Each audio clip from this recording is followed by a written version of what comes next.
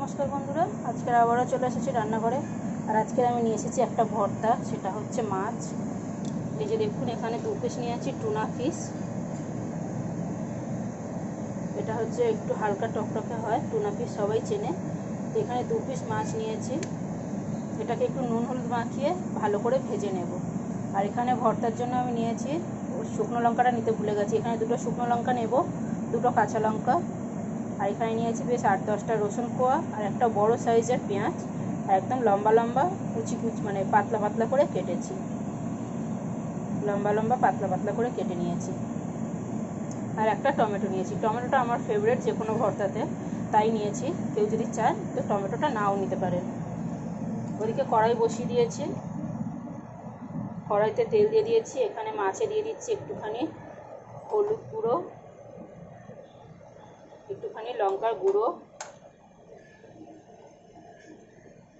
দিয়ে দিচ্ছি নুন। এখন আমি এটাকে খুব সুন্দর করে মেখে কড়াইতে দিয়ে দেব।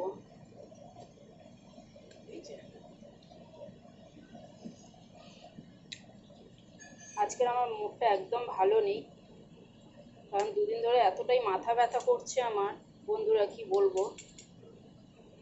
তাই একদম রান্না করতেও ভালো লাগছে না, তাই একদম সিম্পল রান্নার মধ্যে আমি রান্নাটা করব। সেখানে মাছে নুন হলুদ মাখিয়ে ভাজতে দিয়ে দিলাম।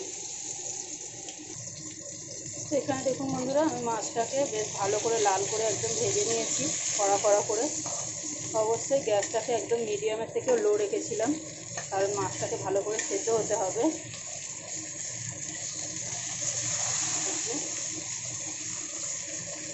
এখন আমি মাছটাকে তুলে নিয়ে ঠান্ডা হয়ে গেলে ছাড়াবো। আর এই তেলেই এবারে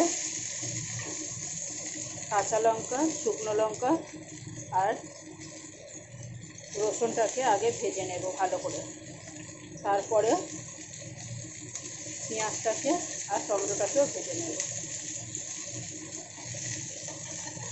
চলুন মাছটাকে আগে তুলে নিই।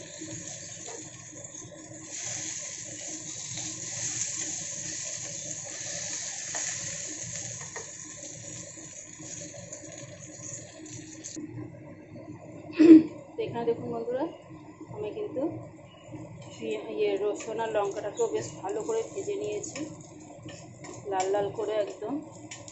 এখন আমি এগুলোকে তুলে নিয়ে এখানে কড়াইতে যা তেল আছে এই তেলেই পেঁয়াজটাকে আর টমেটোটাকেও ভেজে নেব।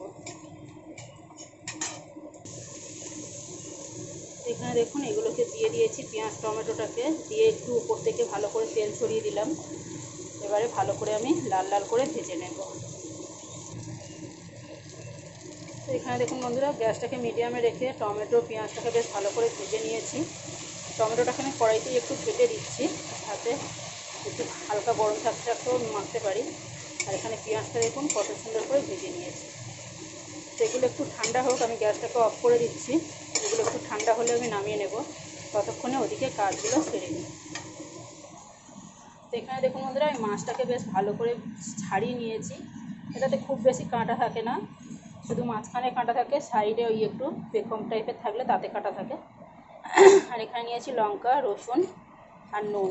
এটাকে আমি খুব সুন্দর করে এবারে এইভাবে ডলে ডলে মেখে নেব। এই যে নুনটা অবশ্যই চেক করে নেবেন, কারণ মাছে তো নুন দিয়েছি, আর তারপরে হচ্ছে এই মাছে একটু নুন নুন লাগে, সামুদ্রিক মাছ একটু নুন নুন থাকে, তাই নুনটা একটু চেক করে নেবেন। তো চলুন এগুলোকে ভালো ভালো করে একটু ডলে ডলে মেখে নিই, তারপরে পেঁয়াজটা দিয়ে দেখাচ্ছি।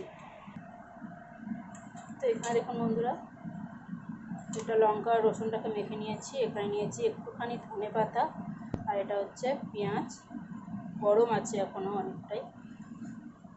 এখন আমি এখানে মাছটাকে নিয়ে নেব। পেঁয়াজটা গরম আছে, পরে দিচ্ছি, হাত দেওয়া যাবে না।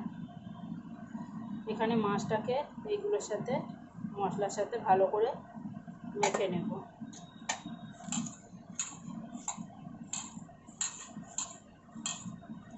টুনা ফিশটা কিন্তু খুব সুস্বাদু একটা মাছ, হালকা টকটক হয়। কেউ যদি টমেটো না ইউজ করতে চায় তাহলে নাও করতে পারেন, কিন্তু এখানে যদি কেউ লেবু ইউজ করতে চায় তো একটু লেবুর রসও দিতে পারে। তো চলুন এবারে আমি পেঁয়াজগুলো সব সাথে ভালো করে মাছটাকে মেখে নিই।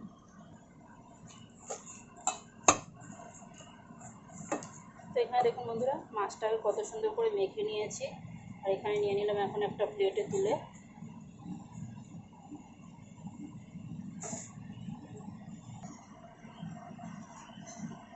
তো এখানে দেখুন নিয়ে নিয়েছি, আর একটা গর্ত মতো করে নিয়েছি। এখানে একটু সর্ষের তেল দিয়ে দিলাম।